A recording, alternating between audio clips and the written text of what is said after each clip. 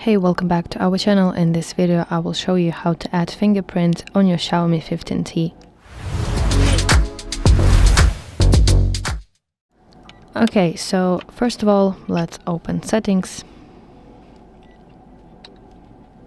And you have to scroll to fingerprints, face data and screen lock section. And now let's go to fingerprint unlock. And I have to tap Add Fingerprint button.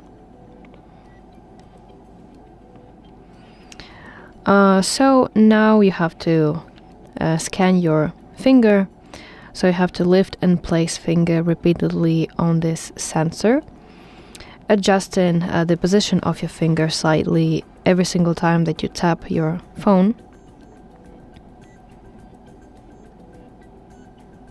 And do this until your fingerprint is fully registered.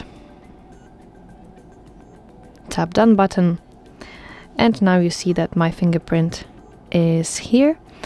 And let's check it if that works. Let me lock my phone, and I want to unlock it.